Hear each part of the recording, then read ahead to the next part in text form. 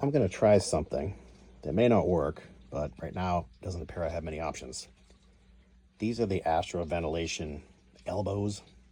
They have a flapper inside, and you move this arm, and it opens and closes the flapper. See it? This is the driver's side, and this is the passenger side. And as you can see, something's missing. It's missing the crank. It's a 90-degree crank that comes out, and then this arm just has a jog to it, and it's threaded on the end for the, that's basically a door lock knob that opens and closes the vent. Well, this one's missing. Somehow it got taken out, and it looks like they just push in. It's just a rubber flapper. So what I'm thinking is I'll try to make one. I don't know if you can buy them. I don't think you can. I measured this. It's like 160 rod. I happen to have some rod in stock that's 160. So I'm going to take this one apart, jam this thing down the gullet, and try to make this piece. So let's see how I do. I remove this push-on lock washer and the rubber grommet from this shaft, and it actually moved in and out pretty easily. So I'm going to take this thing out of the housing now and see what I can do.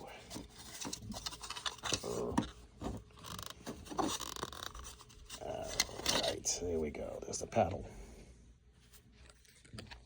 So I slid it out this side because it won't come out this side. You can see it has a keyway in it, but this side doesn't.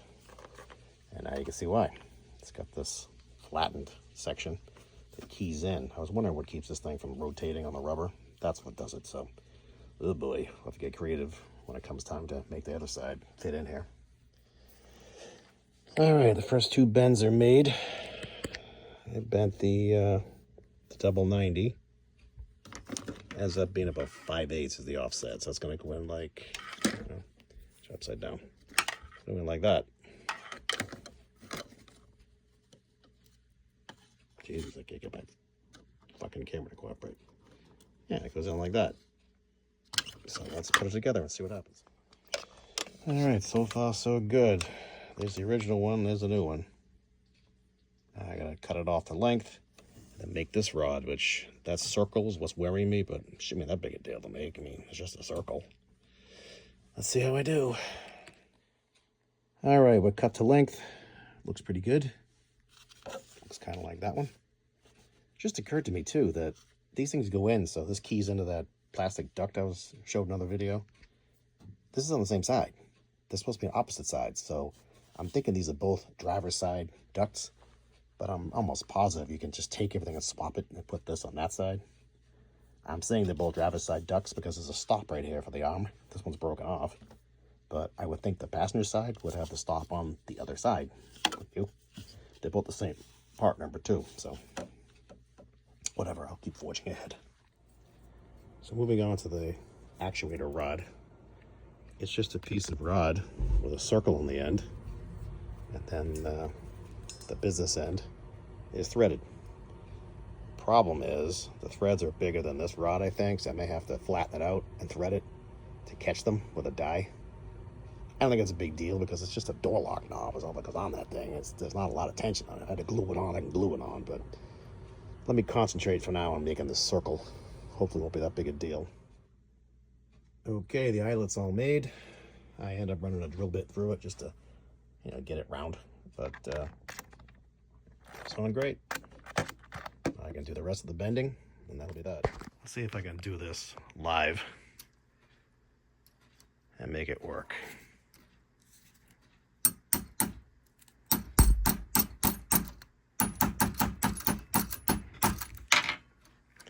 Come on, baby. Cooperate. Hey, we're getting there. Well, let's take that up for a second. Fuck it. Here we go again. Oops. Sorry. Ooh, we're so close. We're so close. All right. Couple more taps.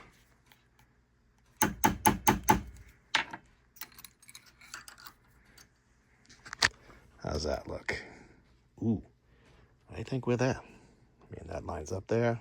I mean, it's all right, a smidge off. Let's give one more tap. Boom. Okay, so there's the first bend. Let's do the second bend. That one I did off camera, but it's the same process. Just mark where it's going to be bent. Lock it up in the vise at the right angle. Lock these two together and tap it till they match. Look at me, huh? All right, then last thing, you're going to do a 90 here, which, usually, this rod does not like being bent back on itself too many times. It breaks off. You know, that first loop I made, it broke off. I had to start again, but let's see if I can get this one to cooperate. I probably should have bent it the other way, but too late now. Okay, there we go. I left the bend a little bit, I'll call it soft. You know, it's not as sharp and as faithful to the original because I didn't want to break the rod off. But it's just opening a vent. I'm sure it's fine. I mean, it's off a teeny bit, but I think it'll be fine. So now I got to cut it off. I got to thread it, and then I got to make that paddle. All right, there's my new rod. This should work. Now I got to thread it somehow. It's a 1024 thread. I stuck the lock knob on it, and it's swimming on it, so it's too big. But let's see what I can make happen. It must be my lucky day because a 1024 die fits right on it, and this thing is, it's like not threaded to here maybe, but when it gets near the end, it does thread on, so I guess this guy's gonna work. Woohoo! Must be all like going to church is paying off. So this paddle is like 60 thousandths thick.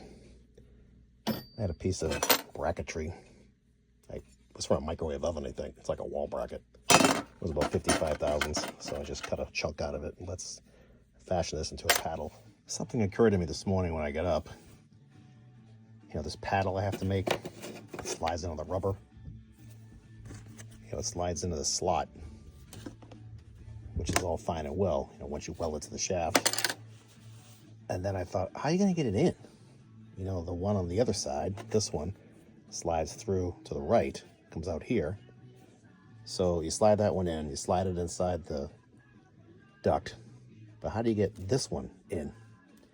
And then I realized there's a slot right there. That's what this thing fits through.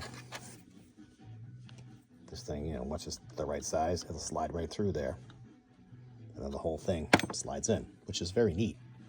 But you got to make sure the spacing is such that the paddle goes inside the rubber, and then just the axle is, you know, protruding from, you know, there to there, so it rotates. And then I said, wait a minute, if these are both driver's side units, there's no slot in this side, and sure enough, there is no slot in this side. So I know for sure this is a driver's side unit, which isn't a big deal. I mean, I'm willing to bet they're both the same. It's just that slot and that cut for the rubber bellows, I think it is, the plastic bellows keys into. I'll just make one on this side. So I have to cut a keyway in this thing for the paddle to go through. And I did look these up online. They make reproductions. They're like 57 bucks a piece, which isn't a big deal in the grand scheme of how much money I spend on this car. 57 bucks is a drop in the bucket. But it's like, I have it right in front of me. I already made the pieces. It didn't cost me anything. I mean, that rod I had here, I probably spent, you know, $8 on it at Home Depot when I bought it, or wherever I got it from. Is it critically necessary that I do it? No. Is it a good test of my skills and sharpens my abilities? Yeah. So let me forge ahead, and if it sucks and I throw it in the trash, then I'll spend 57 bucks and buy one off of one of the Camaro sites. You know, the other reason I don't want to buy a repro one is because the plastic bellows doesn't fit in here. So who's to say when I buy one of these things is going to fit like, you know, shit too? Probably. That's probably what's going to happen. So all the more reason to use an OEM one. I did go on eBay last night. I don't see these singularly available. I see, you know, like the whole setup for like $400. These guys are out of their minds. Just a bunch of plastic ducts. So anyway, let me forge ahead. I'm gonna make the slot with a 1/16 drill bit. I guess I may be able to get a coping saw blade in there, but I don't know. Let me try that first and see what works best. Okay, I cut that keyway slot with a drill bit.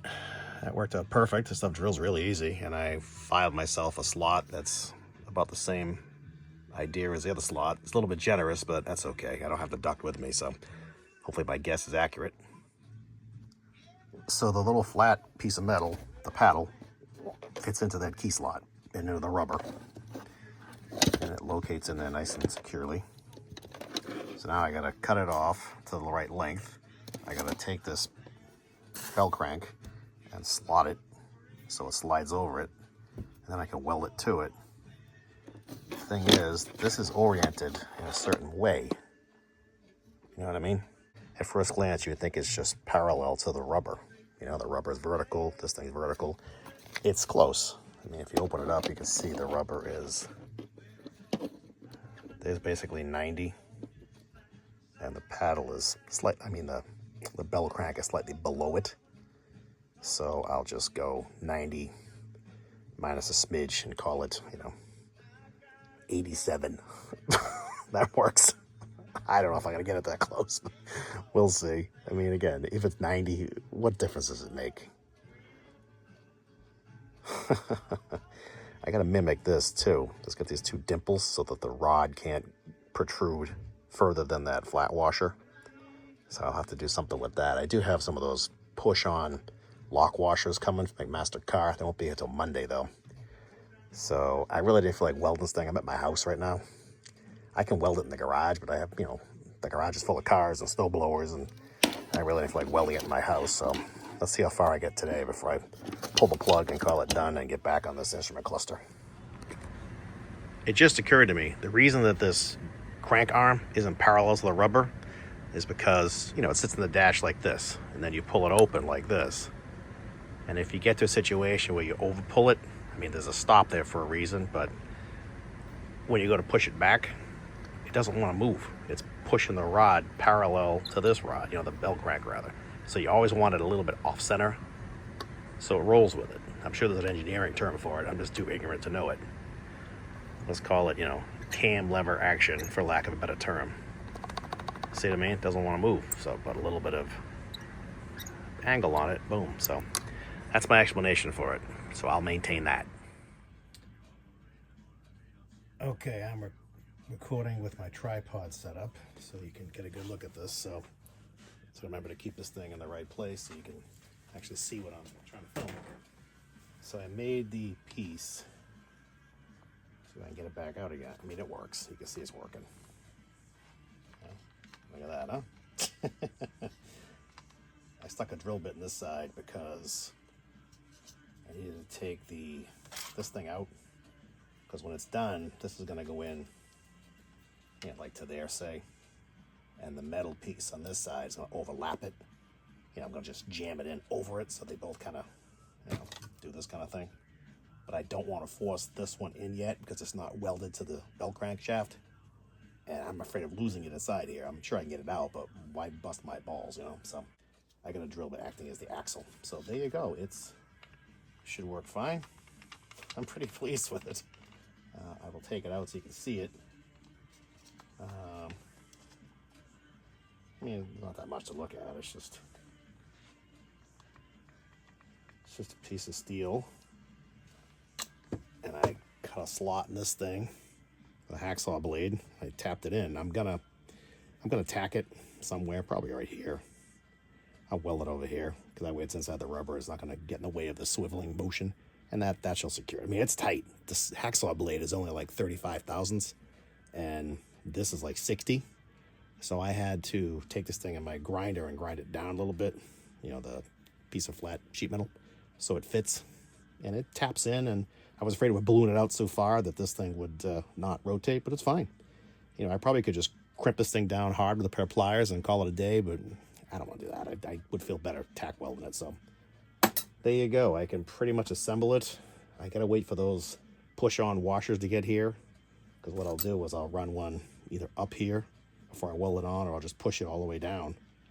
That way when it goes into the unit here, it'll bottom and it can't go any further. I don't know if you even need it, but this one has it.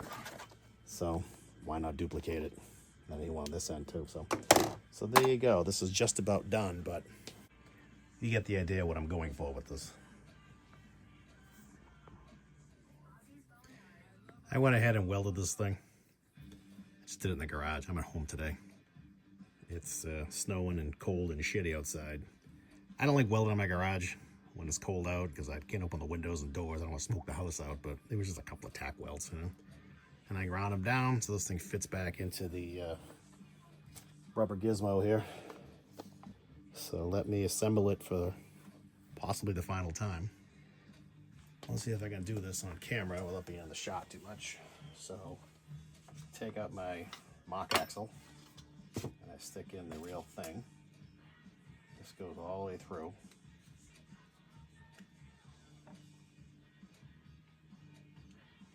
Just stick it out a little bit. So you feed this thing in. Hopefully it's in the right way. Yeah, that's on the bottom. Okay, then you just push this thing in. And what I'm going to do is try to push it in. Oh shit, I won't go through the plastic. Oops. I gotta grind it some more. Shit. Oh, wait a minute. No. I gotta file it down some more. Alright, stand by. Alright, let's try that again. I ground it down a little bit, and now when test fitting it, it does slide through the body. So, should be a slam dunk now. So, you gotta line this thing up, and then stick it in.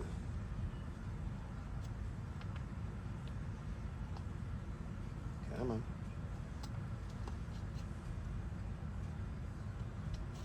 See why I don't do live action shit? Because it's just so fucking boring and time consuming. Jesus, but maybe someone will enjoy this video. I don't know.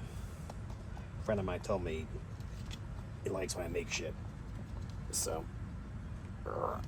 okay, so it's over the other piece. So it should be super strong, and that's it. There you go.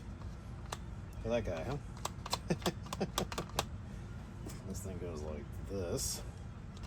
And once I get those push-on washer clip things, they should work. Pissa. Oops. See, it slides down a little bit too much, so I gotta put a washer on that. But again, I'll just put them slide-on washers on. I mean, I could tack weld a washer on, I suppose, but I just put the welder away. So there you go. It works. It's on the right side. I need to put something on this side. I think I kept a rubber washer. Yeah, right here. Rubber washer on this gizmo. So I can push them back on. And yeah, that'll lock this up. So there you go. Hope you enjoyed watching me fabricate this thing. Yeah, it's not rocket science by any means. There's a little bit of thought involved and some fabrication skills and some tools, but you know, anybody can do this shit. So there you go. Hope you enjoyed it. Thank you for watching, and I hope your projects are going better than mine. See you later.